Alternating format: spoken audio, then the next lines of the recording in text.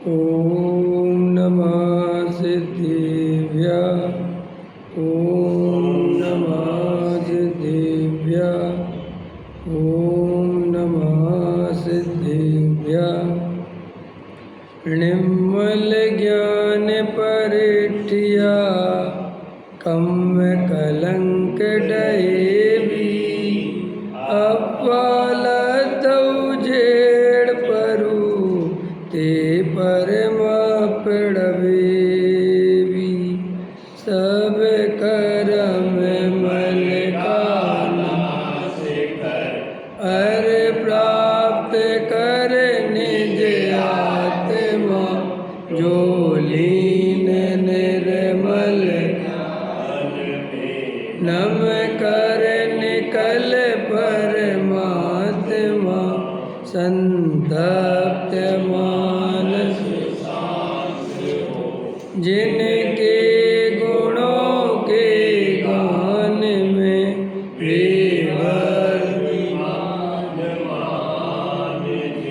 विचरे हमारे ध्यान में। योग सार प्रवचन अंतर आत्मा का स्वरूप पृष्ठ क्रमांक 13। जो कोई आत्मा और पर को अर्थात आपसे भिन्न पदार्थों को भले प्रकार से पहचानता है तथा जो आत्मा के स्वभाव को छोड़कर अन्य सब भावों का त्याग कर देता है वही पंडित भेद विज्ञानी अंतरात्मा है। वह अपने आप का अनुभव करता है, वही संसार से छूट जाता है।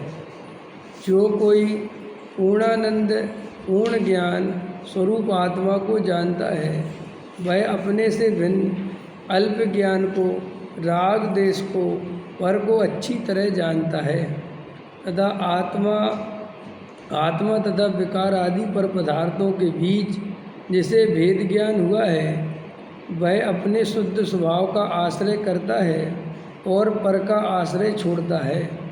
व्यवहार रत्नात्रय के विकल्प को भी छोड़ता है, इसीलिए वह पर भावों का त्यागी है, पंडित है, सूरवीर है, वही भेद विज्ञानी है।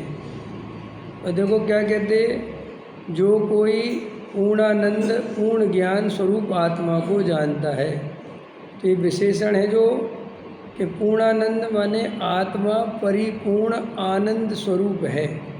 अब आनंद स्वरूप का मतलब ये है कि आत्मा में स्वयं अपना आनंद है। अपने को आनंद लेने के लिए पर पदार्थों की तरफ देखने की कोई आवश्यकता नहीं है, लेकिन अपने को ऐसी श्रद्धा नहीं है, ऐसा ज्ञान नहीं है कि अपने में आनंद है। क्यों? क्योंकि आज तक अपन ने अपनी आत्मा के आनंद को नहीं जाना और आत्मा में से ही आनंद आता है। वर्तमान में जो कुछ भी आनंद आता है वो आत्मा में से ही तो मिलता है। आनंद क्या है? निर्विकल्प अवस्था का नाम आनंद है। तो पर द्रव्य के लक्ष्य से विकल्प हुआ, इसलिए आकुलता हो गई। समझ में आया? और वो विकल्प मिटा तो आकुलता मिट गई। तो वास्तव में आत्मा को अगर निर्विकल्प स्वरूप रहने दिया जाए, आत्मा में किसी प्रकार का विकल्प उत्पन्न ना हो, तो आत्मा तो आनंद स्वरूप ही है ना। फिर ये तो दुख कैसे पैदा हुआ, कसाई कैसे पैदा हुई कि पर द्रव्य को हम अपनी इच्छा के अनुसार परिणमन कराना चाहते हैं और पर द्रव्य हमारी इच्छा के अनुसार परिणमन करेगा नहीं, क्योंकि वो अपने आप में परिपूर्ण, वो भी द्रव्य है, वो किसी के अधीन तो है नहीं। तो दुख का कारण पर द्रव्य को अपना मानकर उसे अपने अनुसार परिणमन कराने की जो इच्छा है, दुख तो इससे आया। अगर ये इच्छा नहीं हो तो वह कहा दुख किस बात का है? फिर तो अपने आप ही आत्मा में आनंद मिल गया ना। अब मुनिराज बैठे हैं तो उनको किस बात का आनंद है कि न वो पर द्रव्य को अपना मानते हैं, न किसी राग देश कसाई में रहते हैं, तो बस अपने आप ही आनंद का वेदन होता है। हम सब भी अब स्वाध्याय में बैठ गए तो जो आनंद मिल रहा है, थोड़ा बहुत भी आनंद आ रहा है, वो क्यों आ रहा है? क्योंकि हम बाहर जाते हैं और बाहर बहुत तीव्र कसाय में उलझ जाते हैं, और स्वाध्याय में आते हैं तो वेद ज्ञान के बल से शांत हो जाते हैं। तो इसका मतलब ये है कि आत्मा में ही आनंद है और आत्मा का ही आनंद है। अपन आनंद खोजने पर में जाते हैं और अपनी स्वयं की श्रद्धा ऐसी नहीं हो पा रही है कि मेरा आनंद तो मेरे में ही है, पर द्रव्य में कोई आनंद नहीं है। और प्राप्त पर्याय में तन्मय होने के कारण एक एक छोटे छोटे से काम को अपने दिमाग में बहुत बड़ा बना लेते हैं। वो कोई दम नहीं है, लेकिन आदत पड़ी हुई है छोटी छोटी बातों को बड़ा बड़ा कर करके आकुलता पैदा करने की। बिल्कुल छोटी सी बात, आपको किसी ने एक जरा सा अपशब्द बोल दिया, ठीक है कि नहीं, और ऐसे लाखों अपशब्द आपसे बोले गए हैं और हो के चले गए, लेकिन एक जरा सा गाड़ी वाला निकला, लगा देख के नहीं चलता अंधे, अनंत आकुलता पैदा हो गई, एकदम कसाय हो गई। अंधा कौन, किसको कहा, किसने कहा, किससे कहा, समझ में आया कि नहीं आया?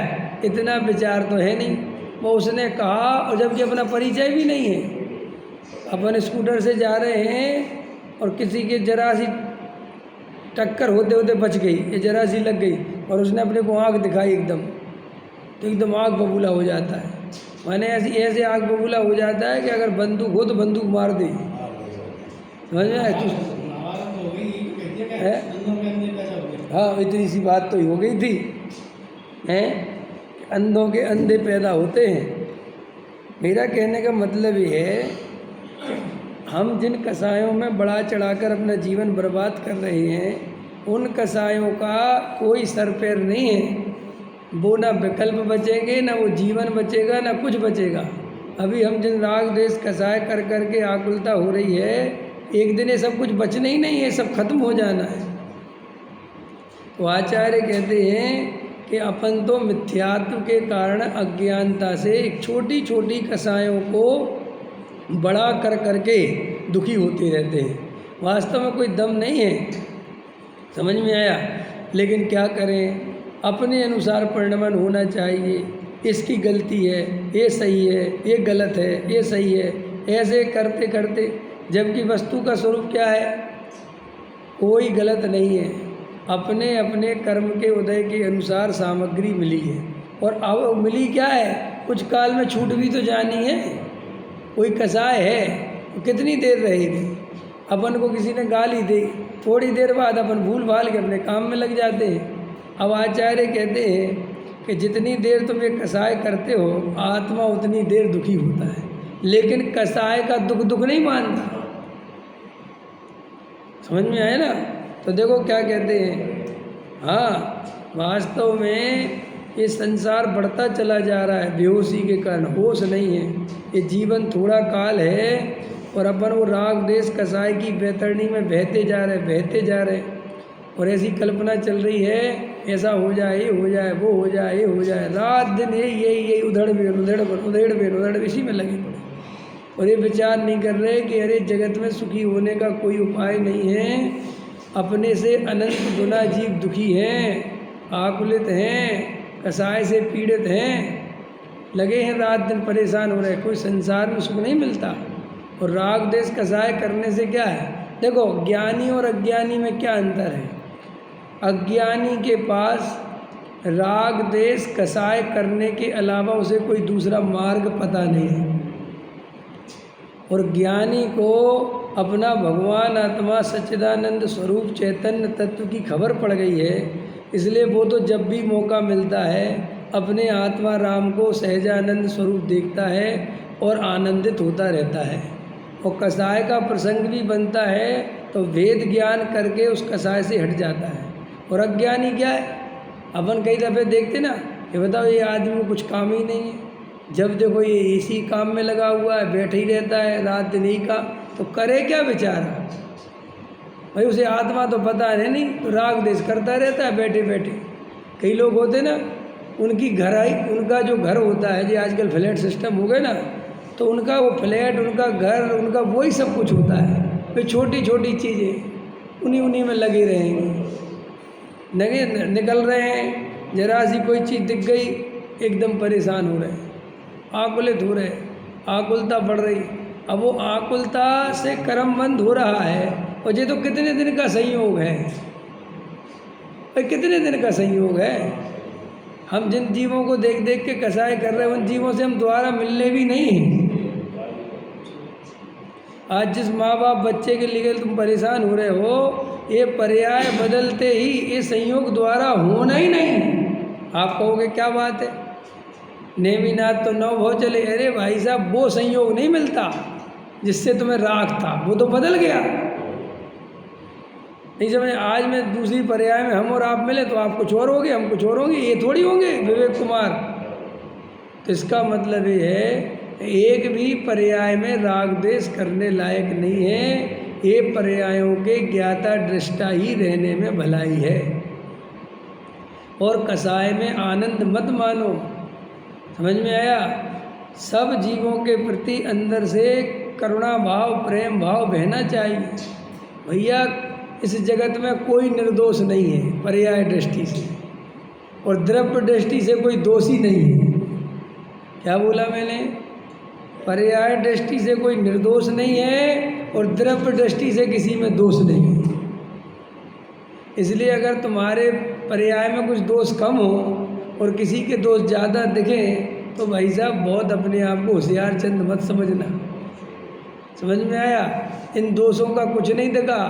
कल तक जो आदमी बहुत परम पवित्र दिख रहा था, 1 मिनट में अपराधी दिखने लगता है, और जो अपराधी दिखने रहा था वो 1 मिनट में सज्जन दिखने लगता है। ये तो पर्याय है, इसमें क्या दम है? असमान जाति पर्याय का ये स्वभाव है। कर्मोदय के सताए हुए हैं प्रत्येक जीव। प्रत्येक जीव अपने अपने कर्म से, उदय से प्रेरित है। पहले मुझे लेबर क्लास पे बहुत वो लगता था, जब अपन जानते नहीं थे कि भाई लेबर क्या है क्या नहीं। लेकिन जब ये फैक्ट्री वगैरह के प्रसंग बने और जब लेबर से पाला पड़ा, तो पता चला वास्तव में इनके उदय ही ऐसे हैं। इन पे कोई करुणा कर ही नहीं सकता, इनका कोई भला कर ही नहीं सकता। साक्षात भगवान भी उतर के आ जाए तो वे भी भला नहीं कर सकते। चाहे तुम उन्हें कितना ही प्रेम दे लो, चाहे उन्हें तुम कितना ही सहायता कर लो, तुम जो कर सकते हो करो, लेकिन वे अपनी हरकतों से, अपनी आदतों से बाज नहीं। आप कहोगे सब ऐसा क्यों? अरे भैया, वो जीव उदय ऐसे ही लेके आया है, तभी तो ऐसे कुल गोत्र में जन्म हुआ है, तभी तो उसके ऐसे आदतें पड़ी हुई हैं। क्या करोगे? कई दफ़े देखता हूँ अपन कि भैया तुम्हें ये समझाओ, ये मत करना, खूब हाँ हाँ भरेंगे, और 1 मिनट में वो आपको मार देंगे झटका, उन्हें कोई फ़र्क नहीं पड़ता। झूठ फरेब बोल देंगे। आप कहोगे यार अपन ने इतना सिखाया, कुछ नहीं होता। भैया, जिस जीव की जैसी योग्यता है, और जे गोत्र वगैरह जो बने हैं ना, ये ऐसे ही नहीं बने जे नीच गोत्र उच्च गोत्र। जे जाति की बात नहीं करना मैं, लेकिन जे नीच गोत्र उच्च गोत्र भी काम करता है। कोई कर्म खाली नहीं जाता। नाम कर्म अपना काम करता है, वेदनीय कर्म अपना काम करता है, करता ही है वो। नहीं समझ में आया? देखो, सरकार ने बहुत मदद करी छोटे गोत्र, छोटी जातियों की, कि भाई इनके अच्छे घर बनवा दो, लेकिन वे अच्छे घर को भी गंदा कर लेते हैं। उसमें भी जाओगे तो बदबू आएगी। आप कहोगे यार अब तो इनके बढ़िया घर बना दिए। अरे भैया, घर से थोड़ी सफाई होती है, हृदय साफ होना चाहिए।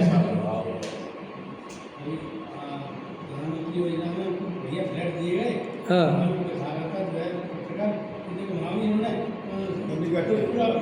हाँ, सही बात है। वो तो गंदगी में ही जीना है, गंदगी में ही रहना है। उन्हें स्वच्छता पसंद ही नहीं है। नहीं समझ में आया? ये सब समझना चाहिए। आपको लगता है इस जीव की घरे कुछ नहीं, भैया वो उस जाति का उदय लेके आया है, वो ऐसे ही जिएगा। ऐसे ही इन लोगों से अपना उपयोग खर्च करना, लगाना, उनकी ज़िंदगी है कितनी सी, उनको आत्मा तो पता नहीं, अगला भाव तो पता नहीं। वे तो छोटी छोटी चीज़ों ही में दिमाग लगा के बैठे हुए, और तुम उनके साथ तुम दिमाग लगाना चालू कर देते हो, तो क्या होगा? तुम्हारा भाव तो चला जाएगा। आसाम में एक आदमी आ रहा है, 7 आदमी मार दिए, होता नहीं, काटा, 1 सिंह मारा, 7 मार दिए। हाँ आदमी खत्म कर दिया, एक मारने के हाँ। वो तो के कारण में 7 मार दिए, सीख इसलिए ऐसे करके वो तो बहुत ऐसे तो पटाने भाग गया। हाँ डायरी भैया, ये तो सब संसार का बड़ा ऐसे ही स्वरूप है। अपने को जो आत्मा की बात मिली है, दिन में 10 दफ़े आत्मा का ध्यान करो, जब मौका मिले तब करो, राग देश कसाय छोड़ो। कुछ नहीं रखा भैया, ये बहुत चला जाएगा, अपन ऐसे ही फंस जाएंगे और व्यर्थ की बातों में फंस जाएंगे। जैसे कभी कभी होता है ना, जरा सा पॉकेट मार के साथ चल लिया तो पुलिस अपने को ही पकड़ के ले गई।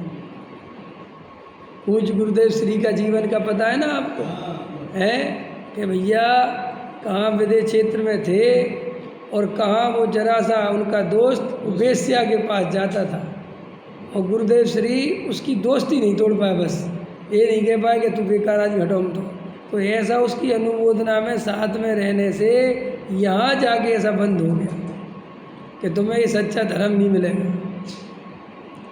समझा। और उतने वर्षों तक ऐसा काम रहेगा। भैया अपन गलत आदमियों के साथ उठते बैठते हैं, उनसे बातें करते जरा जरा से स्वार्थ के लिए, दारूखोरों से बात कर रहे हैं जरा जरा से स्वार्थ के लिए कि जी अपने काम आ जाएगा, पकड़ के रखो। क्या कर रहे हो? अपन को पुण्य पाप पे भरोसा रखना चाहिए, समझ में। लेकिन क्या करें, अंदर कसाय बहुत है। देखो अंदर जैसे बारूद का ढेर होता है ना, बारूद का ढेर, और उसमें एक चिंगारी लगाओ तो एकदम बम फटाका होता है। ऐसे ही अपन ने अंदर कसायों के बारूद बिछा रखे हैं, क्रोध के, मान के, माया के, लोभ के, और एक जरा सी बाहर में चिंगारी जली और अपन भपके, जरा सा किसी ने कुछ कहा और अपन भपके, एक और ऐसे भपके कि फिर तो ना देव शास्त्र गुरु कुछ ही याद नहीं आता। देखो वो वेश्या वाली कहानी है ना, वो ब्राह्मण वेश्या वाली, कि देखो ब्राह्मण रोज पूजा करता है, रोज भगवान की पूजा, और सामने उसके वेश्या रहती है और वेश्या के ग्राहक आते हैं, और वेश्या ब्राह्मण को देखती है, ब्राह्मण वेश्या को देखता है। ब्राह्मण जब पूजा करता है तो मन ही मन सोचता है कि देखो ये वेश्या के यहाँ रंगरलियाँ हो रही होंगी, ये कर रहा है, वो कर रहा है, उसको ऐसा मन में ऐसा लगता है। और वेश्या उस समय क्या सोचती है कि अरे मैं कैसी पापन हूँ, मैंने कैसे कर्म बांधे, बताओ ब्राह्मण देवता कैसे भगवान की पूजा कर रहे हैं, मुझे तो पूजा करने का अधिकार भी नहीं है। देखो क्रिया तो दोनों की अलग अलग दिख रही है, और लेकिन असली फल तो आया भावों से। कहानी कहती है वेश्या तो स्वर्ग पहुंच गई और ब्राह्मण देवता नरक पहुंच गए। तो ऐसे ही अपन अपने जीवन में न कर लें कि पूजा पाठ भक्ति में तो आ रहे, मंदिर में तो आ रहे, स्वाध्याय में तो आ रहे, और छोटी छोटी सी चीज़ों में कसाय कर करके निरंतर खोटे कर्म बंद कर लिए। भैया सब जीवों के प्रति समता भाव रखो, क्योंकि अज्ञानी संसारी जीव सब करुणा के पात्र हैं, उन विचारों को कुछ पता नहीं।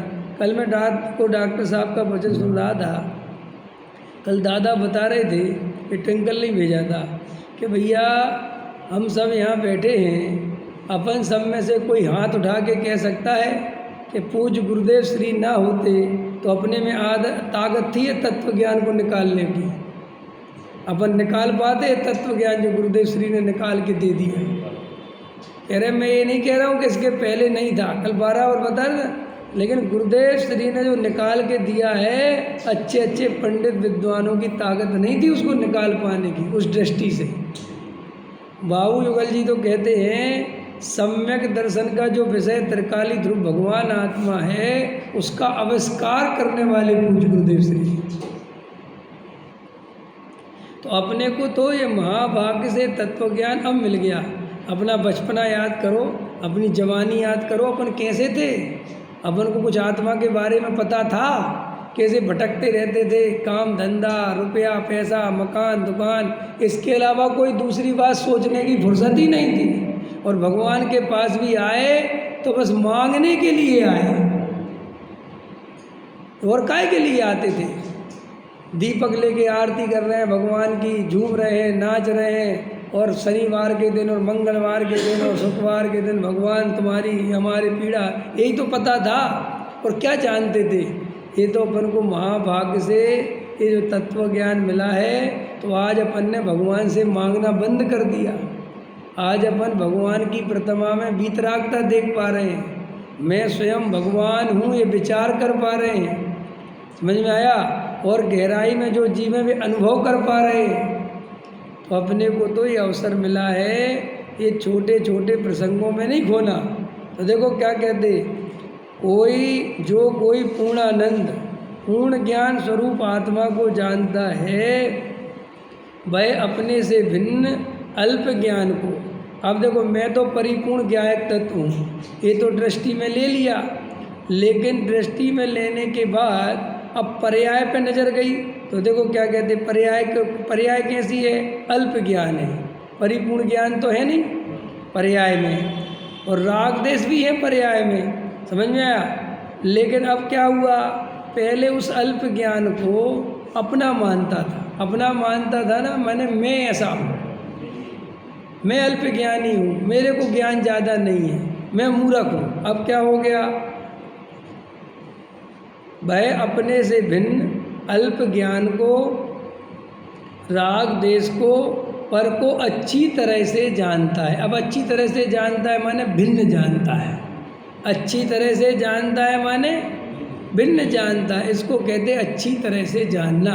जैसे देखो अपन लोग में ही बोलते, भाई साहब हम उनको बहुत अच्छे से जानते हैं, आप नहीं जानते उनके बारे में जितना अच्छे से जानते, माने हमें उनकी पूरी गहराई पता है कि वो कैसे हैं। ऐसे ही हम राग देश को पहले अपना स्वरूप मानते थे, जबकि मैं राग देश वाला नहीं हूँ, मैं तो ज्ञान स्वभाव वाला हूँ। तो अब मुझे वेद ज्ञान के बल से ये अल्प ज्ञान की पर्यायें और राग देश कसाय की पर्यायें ये मेरा स्वरूप नहीं है, मैं तो इनसे भिन्न ज्ञायक तत्व हूँ और इनसे सदाकाल भिन्न ही रहता हूँ। ऐसा मुझे सम्यक ज्ञान हो गया है, इसको कहते हैं अच्छी तरह से जानता हूँ।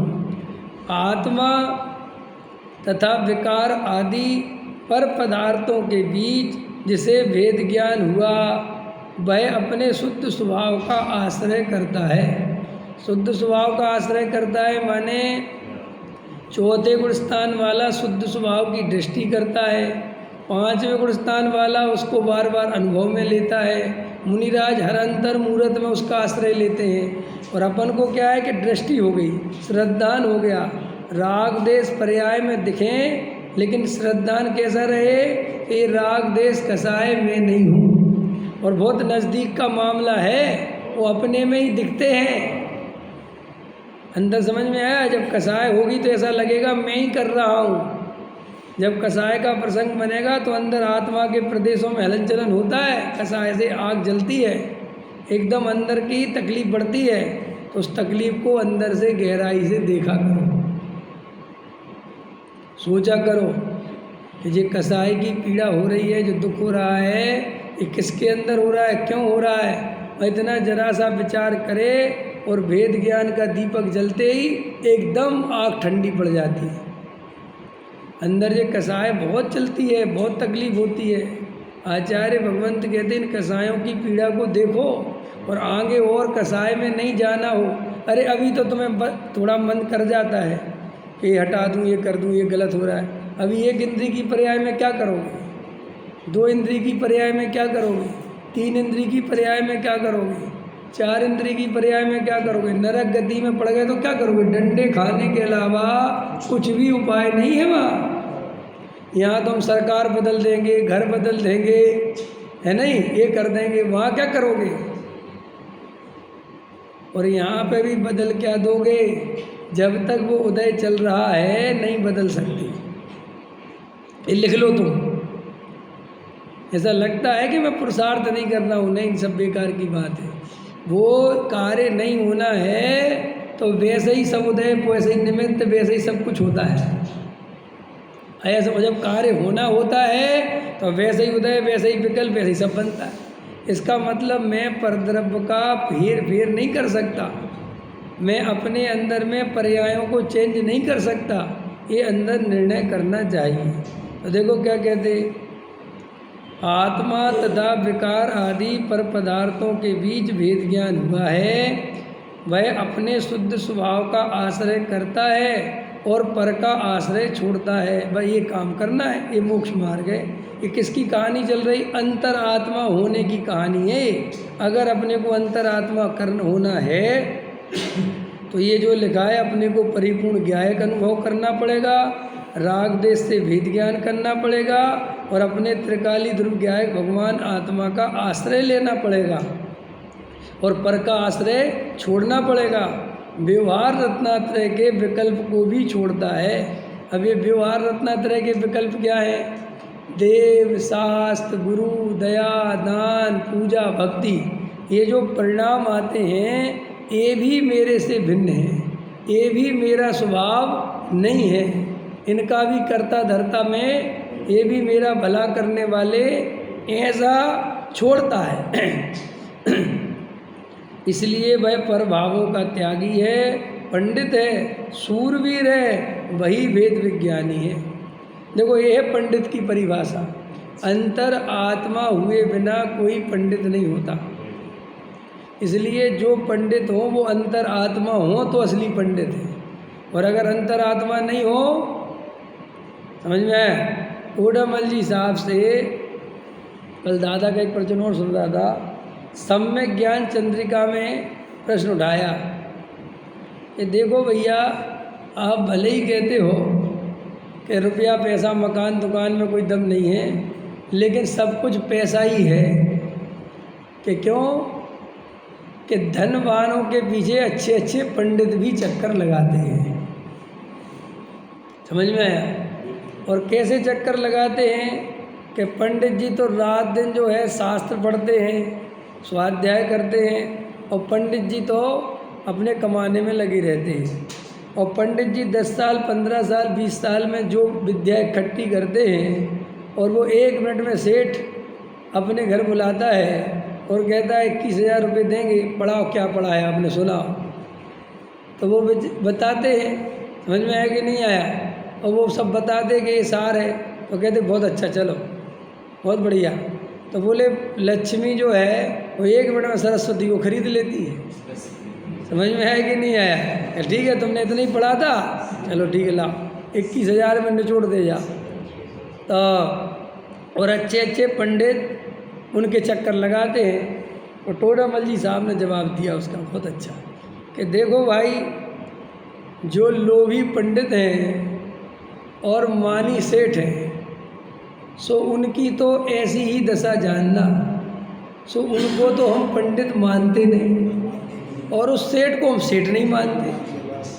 समझ में आया कि नहीं आया? क्योंकि वो तो अहंकारी है, वो काय का सेठ। तो फिर बोले परिभाषा क्या है कि सुनो, जो लोभी पंडित ना हो, आत्मज्ञानी हो, और सेठ जी जिसके चक्कर लगावे, तो वे सेठ जी की भी होनहार भली है और पंडित जी भी भले हैं। सो इन दोनों का ही कल्याण हो जाएगा। और पंडित जी सेठ जी के चक्कर लगावे, सो ना पंडित जी का आत्म कल्याण होगा, ना सेठ जी का आत्म कल्याण होगा। कल ले रहे थे वो। इसलिए जगत को मत देखो भाई, जगत तो ज्ञानी और अज्ञानियों का मेला है ना। जगत क्या है भाई? इसी मोहल्ले में, इसी विश्वास नगर में ज्ञानी भी हो गए और यहीं अज्ञानी भी हो गए।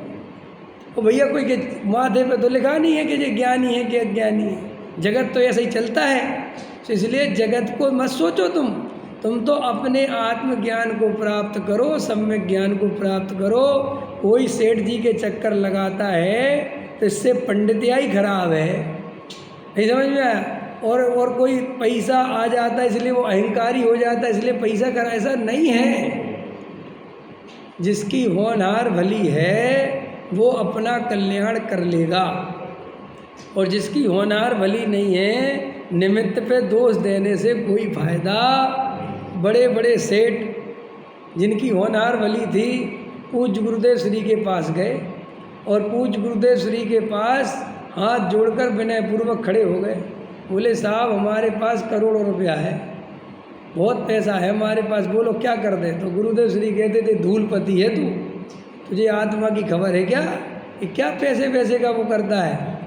तो उनकी होनहार भली थी, तो उनने कहा ऐसी बात तो हमें किसी ने नहीं बताई, और गुरुदेव श्री के चरणों में बैठ गए।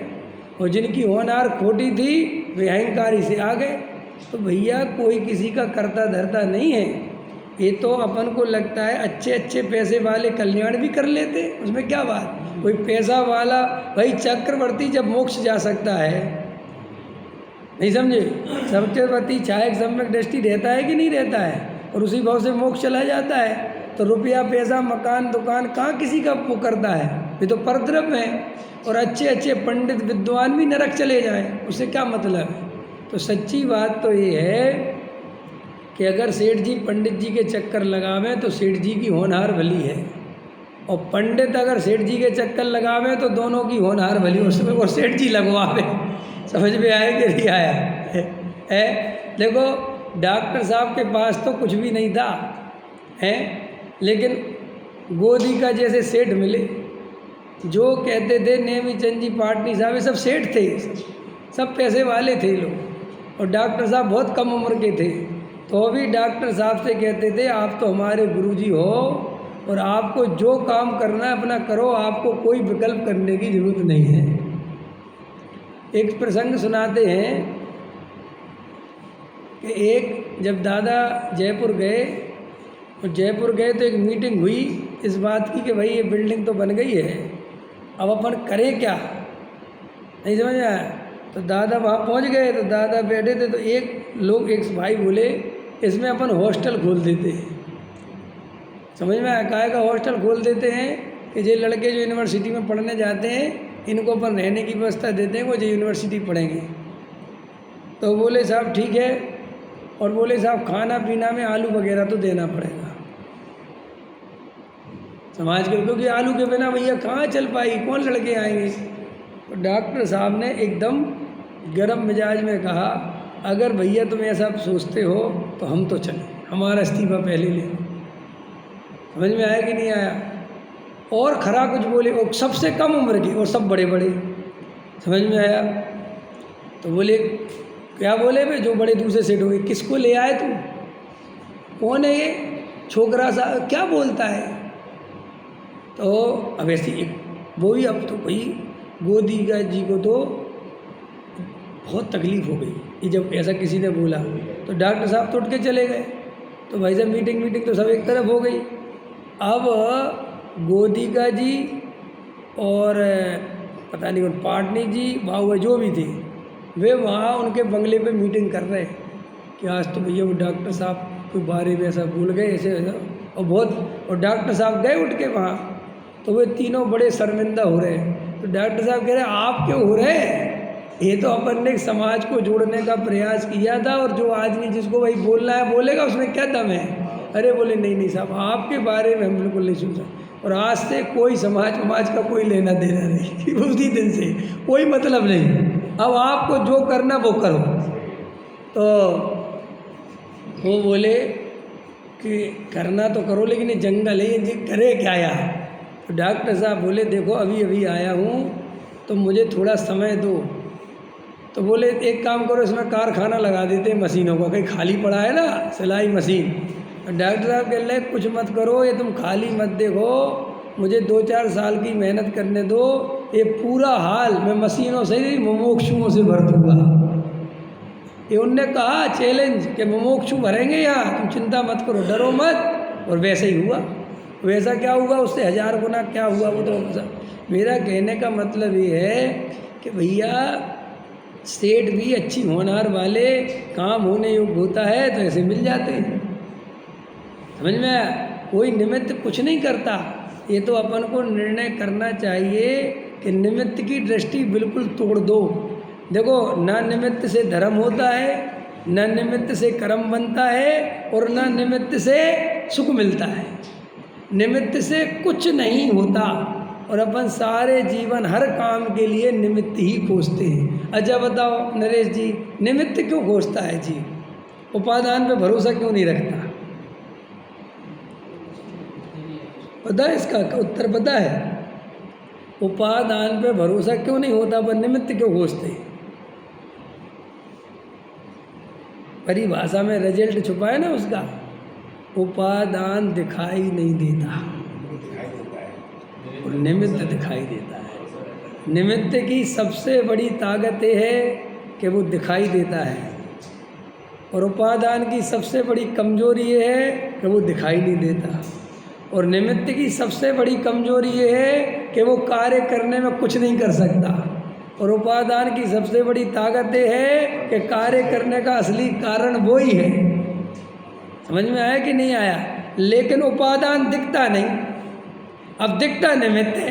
तो अब कोई काम होना है तो वो उपादान से होना है, ये तो हमारी दृष्टि है नहीं। हमें तो ये लगता है कि भाई कैसे होना है, इसमें कौन हेल्प कर सकता है, किसको बुलाएं, किसकी मदद लें, तो पूरे टाइम क्या दिखता है? निमित्त निमित्त निमित्त हैं। दो प्रकार के निमित्त है ना, उदासीन निमित्त और प्रेरक निमित्त। समझ में आया? वो तो ठीक है, उससे कोई दम नहीं है। निमित्त तो निमित्त है, न प्रेरक निमित्त कुछ करता है न उदासीन निमित्त करता है, लेकिन अपने को दिखता निमित्त है। इसलिए जीव 24 घंटे निमित्त निमित्त निमित्त। जैसे अपन धर्म नहीं हो रहा मान के, तो अपन को ये नहीं दिखता कि यार हमें आत्मा की सच्ची रुचि नहीं। अपन को क्या दिखता है? हमारी परिस्थिति सही नहीं है समझ में? हमने जैसे नरेश जी से कहा कि भाई थोड़ा आत्म ध्यान करा करो, थोड़ी वेद ज्ञान स्वाध्याय में समय। क्या करें साहब, हम तो बहुत आना चाहते हैं, हमारी परिस्थिति सही नहीं है। सारा ठीकरा काय में फोड़ देते हैं परिस्थिति, लेकिन अंदर में कभी गहराई से नहीं देखते कि आत्मा की रुचि हमारी नहीं है। कई लोग हम शास्त्री नहीं बन पाए, तुम्हारे जैसे बनना, हम आत्म कल्याण कर लेते। व्यर्थ की बात नहीं। समझ में आया?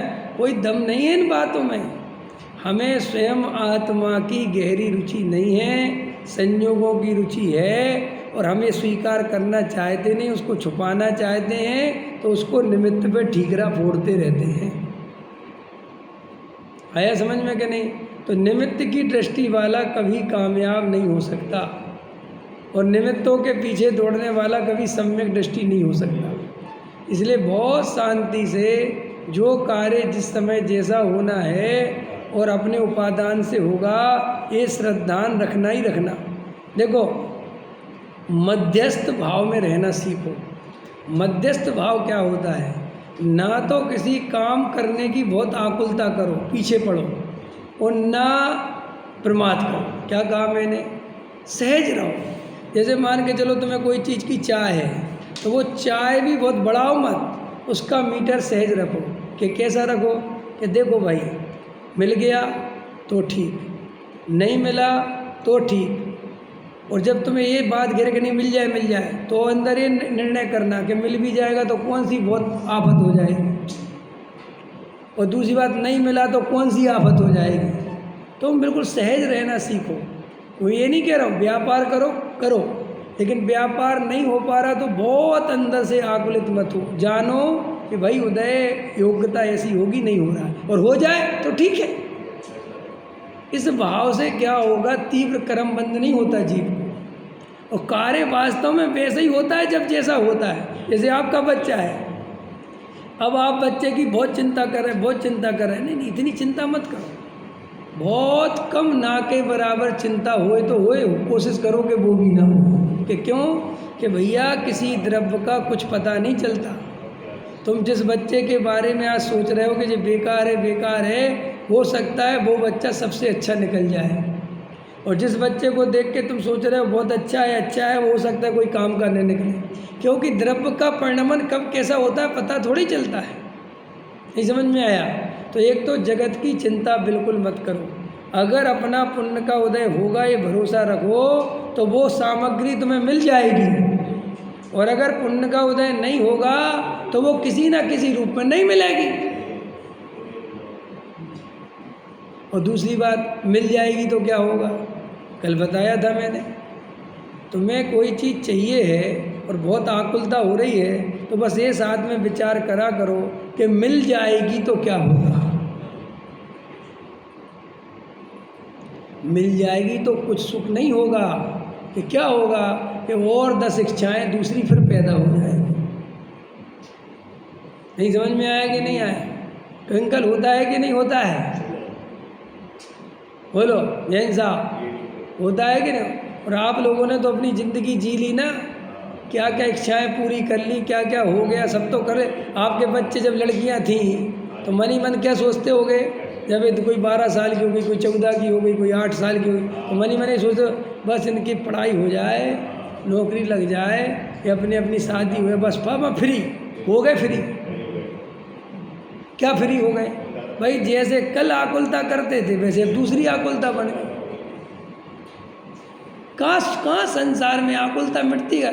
क्योंकि ये बात श्रद्धान में ले लो कि जब तक हम मोह से ग्रसित रहेंगे तब तक हम आकुलता से नहीं बच सकते।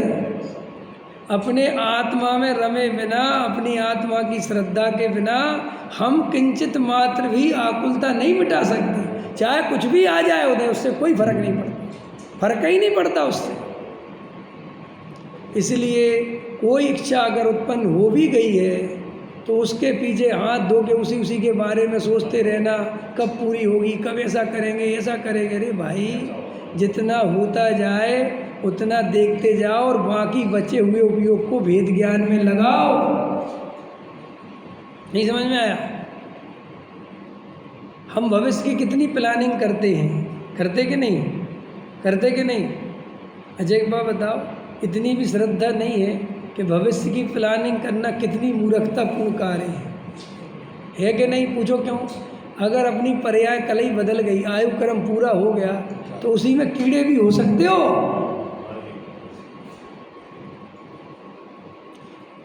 शास्त्रों में लिखा है कर्म का कड़ा खेल विचित्र है। जो रात्रि में अपन सोते हैं ना, और कल ये खाएंगे और कल ये बनाएंगे, अगर यही चिंतन करते सो गए और प्राण निकल गए तो शास्त्र कहते उसी में कीड़े भी हो सकते हो।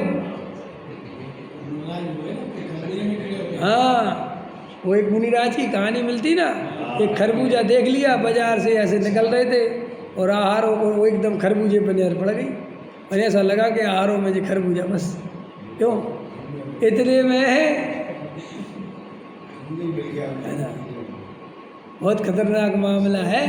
तो अच्छा आजकल से नहीं सोचेंगे, बात उसकी नहीं है। तुम्हें हम डरा नहीं रहे, धमका नहीं रहे, हम तो ये कह रहे हैं कि जो अमूल्य मनुष्य भाव है, समझदारी से काम लो। अरे तुम्हारे सोचने से परिणमन होना ही नहीं है वहाँ,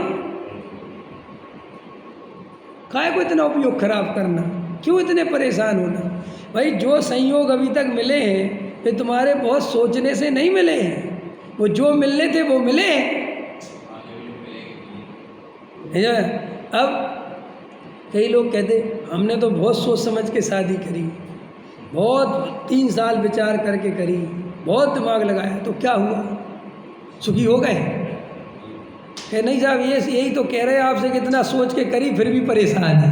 पंडित जी ने वो निकाल के दी। हाँ, कुंडली निकाली, 36 गुण मिलवाए। कहाँ चले गए? एक हमारे जानने वाले हैं, उनके वास्तव में 34 गुण मिले 36 में से, कितने? और दोनों ही पति पत्नी दुखी है, एक दूसरे से नहीं, अपने आप से। समझ में आया? 36 ही बीमारी है दोनों। हमने कहा इसलिए 36 गुण मिल गए।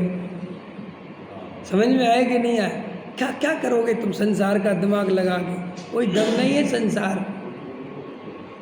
ये अपन को इतनी बुद्धि संसार में लगाए और अपने को ये आत्मा की बात सुनने मिल गई, अब तो बिल्कुल संसार में बहुत कम बुद्धि लगाओ क्या भाषा है, समझ में? कोशिश करो कि जा ही नहीं उपयोग, हमें कोई जरूरत ही नहीं। हमारे एक रिश्तेदार है, हमारे लोग कहता है हमारे ससुर ने ढूंढा तो हीरा था, तो अपने को कहता है क्या हमारे ससुर ने ढूंढा तो हीरा था, हाँ। हो गया भगीरथ तो क्या?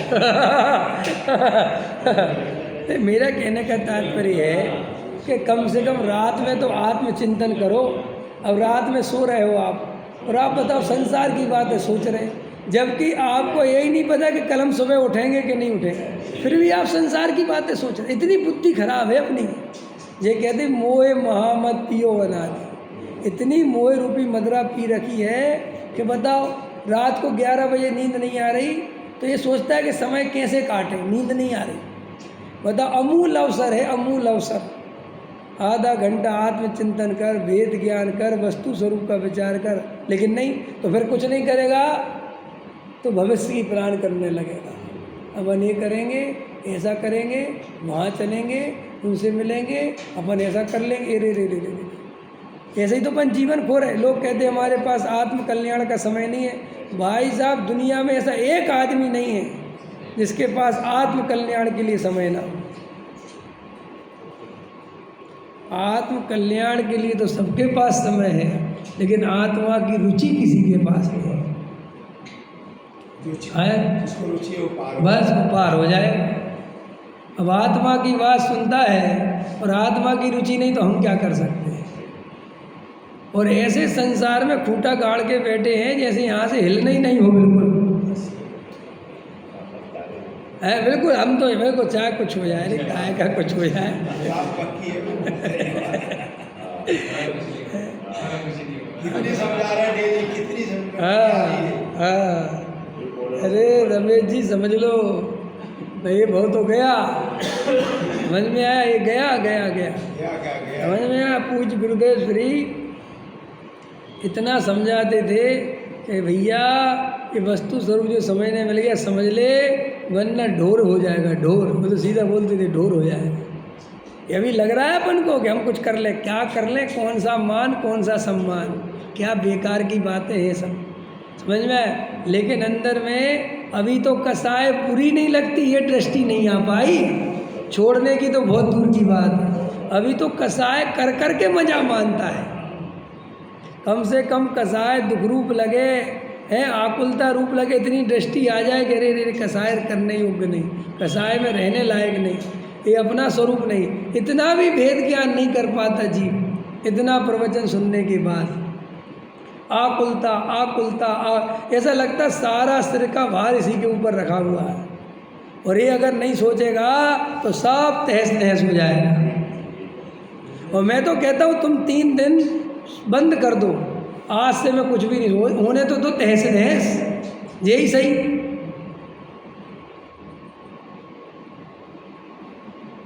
लेकिन क्या करें, मिथ्यात्व के कारण इस जीव को उल्टा उल्टा उल्टा उल्टा चलता है, ख्याल में नहीं आता। बार बार विपरीतता विपरीतता विपरीतता अंदर चलती रहती है। अरे भैया, शांति से आत्मा की दृष्टि करो, भेद ज्ञान करो, तत्व निर्णय करो।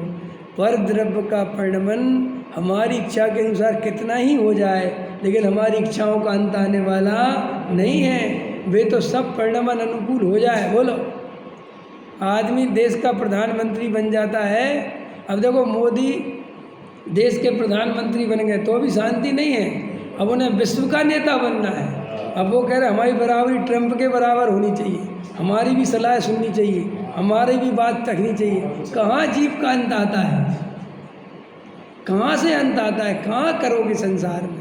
अरे अपन को लगता है कि वे लोग तो बड़े लोग हैं, वे भी हमारे तुम्हारे जैसे संसारी जीव हैं, और वे भी मोह के सताए हुए हैं। उनके भी ऐसे ही आकुलता हो रही जैसे तुम्हारे हो रही है। हाँ, क्या करें सब जीव। और हम कह रहे हैं कि तुम काय को अस्तित्व बचाने की चिंता कर रहे, तुम्हारा अस्तित्व सदा काल है, तुम्हें कोई मिटा सकता नहीं। कौन मिटा सकता है, समझ में आया। अनेक प्रकार के भय अंदर पाल रखे हैं, आकुलता पाल रखी, भविष्य की चिंताएं घेर रखी हैं। अगर भविष्य में मेरा पति मर गया तो मेरा क्या होगा, मेरी पत्नी मर गई तो मेरा क्या होगा। ये कैसे, ये पता अनवांटेड थॉट हैं जिनके कारण आप बैठे बैठे भय पैदा करते हो। कल मैं जे कृष्णमूर्ति को पढ़ रहा था, समझ में आया, एक बहुत बड़े दार्शनिक हुए जे कृष्णमूर्ति, उनको पढ़ रहा था। तो वो कल बता रहा था कि दुनिया में मनुष्य के अंदर जितने भय हैं वे सिर्फ काल्पनिक हैं, वास्तविक है ही नहीं। माने वो अपनी कल्पना से उनका निर्माण करता है और कांपता है। नहीं समझ में आया।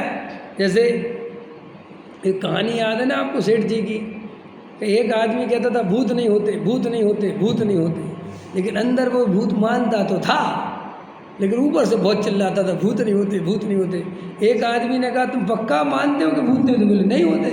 तो बोले एक काम करो, वो जो गांव में हवेली बनी हुई है पुरानी खंडहर, वहाँ पे तुम रात को 2 बजे जाके दिखाओ। समझ में आया कि नहीं आया। और निशानी के लिए एक कील दे दी। समझ में कीला कि जे वहाँ पर जाके चौखट पे ठोक के आओ और हम लोग यहाँ बाहर खड़े रहेंगे। समझ में आया कि नहीं? और तुम वहाँ तक गए कि नहीं, वहाँ कीला मिलना चाहिए कि भाई। अच्छा वो तो एकदम हाउ ठीक है। और गया तो पुराने ज़माने की घटना है, धोती पहनते थे तो अब डर तो रहा ही था बेचारा, डर तो अंदर चला ही रहा था और वो धोती पे ही कीला ठोक दिया। समझ में है ना? वो धोती के आँच पे ढीला और अब ऐसा मुड़ा तो मुझे भूत ने पकड़ लिया तो वही मर गया। समझ में आया कि नहीं आया?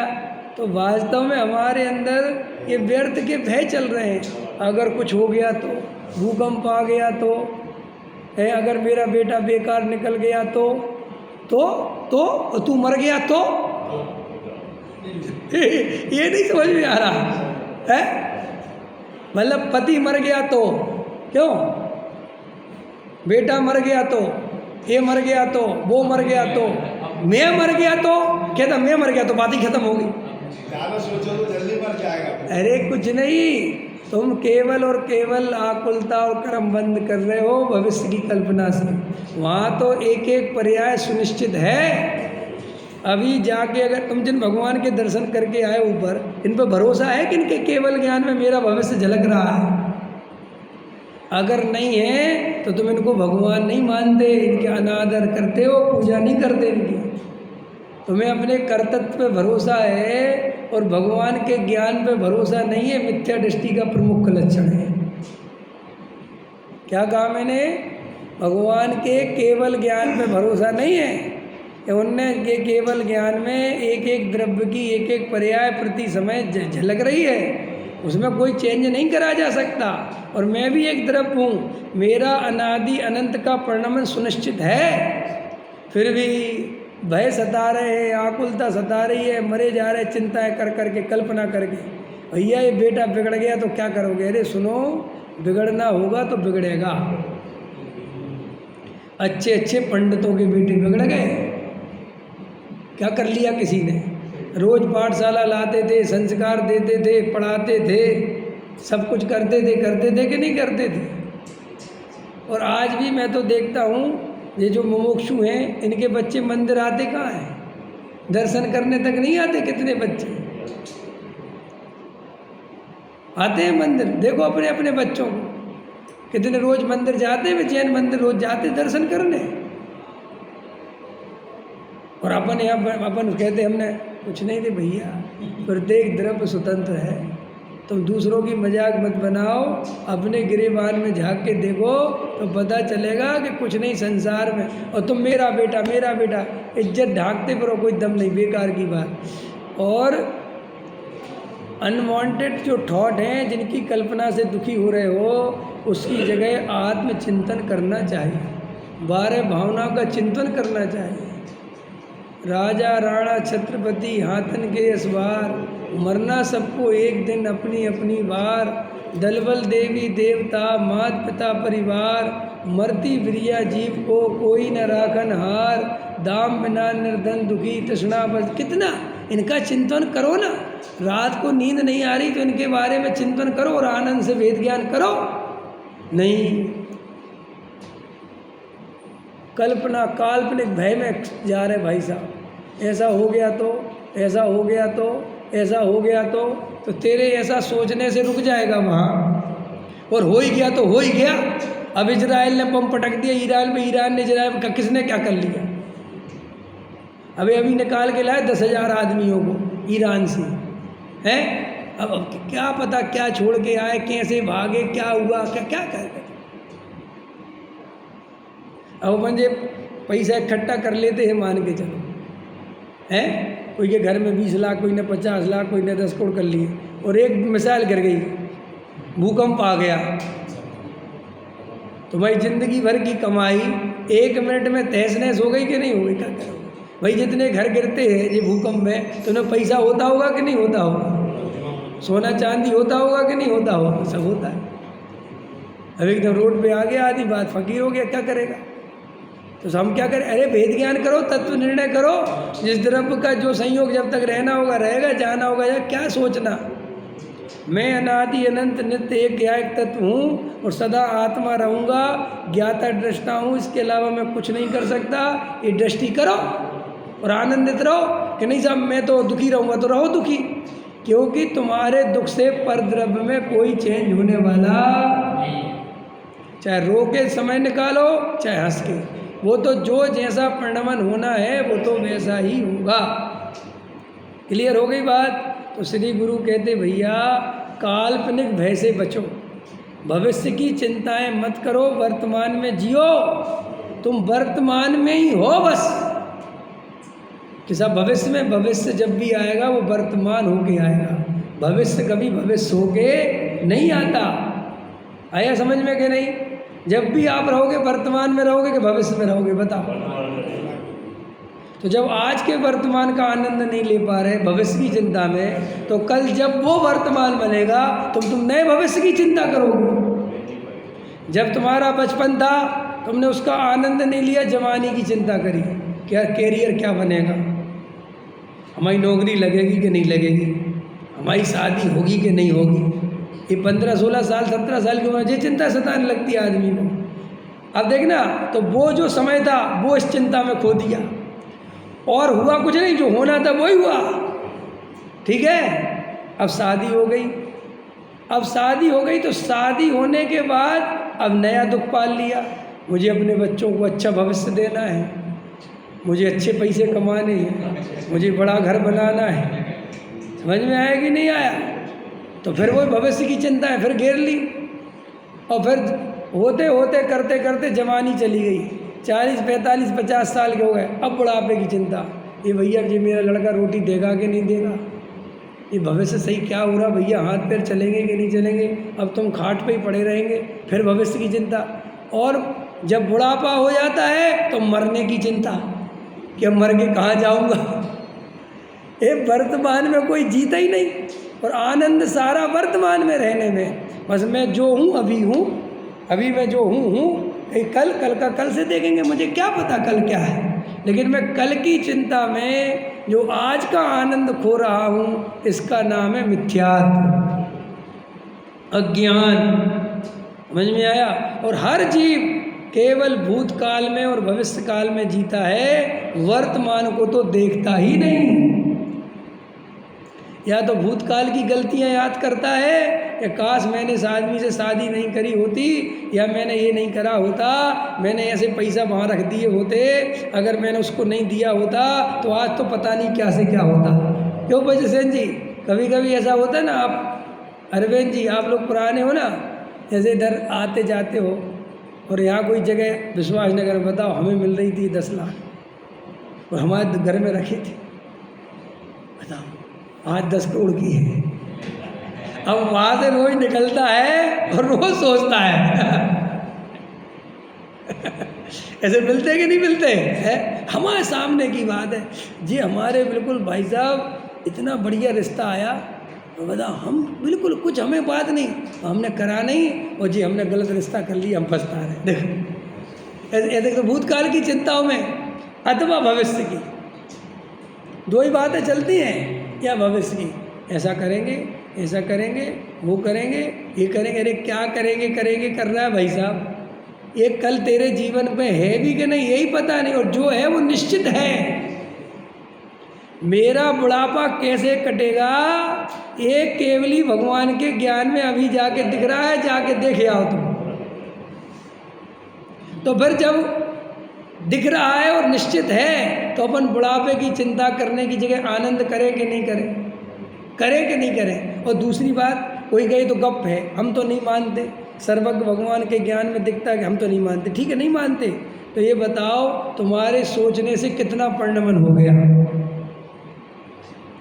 कितने लोगों ने बुढ़ापे की तैयारी करी कि अच्छा बुढ़ापा कट गया, बोलो उदय छोड़ता है किसी को? छोड़ता है? अच्छे अच्छे आदमी, दंड पेलने वाले, योगा करने वाले, 60 साल की उम्र में कैंसर हो गया। उसने तो भाई अच्छी तैयारी करी थी ना बुढ़ापे की तुम्हारे हिसाब से, बैंक में बढ़िया सिक्योरिटी से अच्छे जमा करे और सब बढ़िया के बुढ़ापा आएगा। हमने तो भैया 20-50 लाख जमा कर दिए, हमें तो इतने पता चला बैंक ही लुट गया, वो बुढ़ापे में आगे 1 रुपया नहीं बचा। तो तुम्हारी प्लानिंग से जगत में कहाँ काम होता है? होता हो तो बताओ। तो इसमें सर्वज्ञ की बात मानने में फ़ायदा है कि नहीं? ये कौन सी बात मानने में फ़ायदा है? कि जो होना है वो निश्चित है, केवल ज्ञानी ने गाया है। वास्तव में यही वस्तु का स्वरूप स्वीकार करेगा तो सुखी होगा, और कर्तृत्व रखेगा तो सुखी नहीं होगा। सहजानंदी।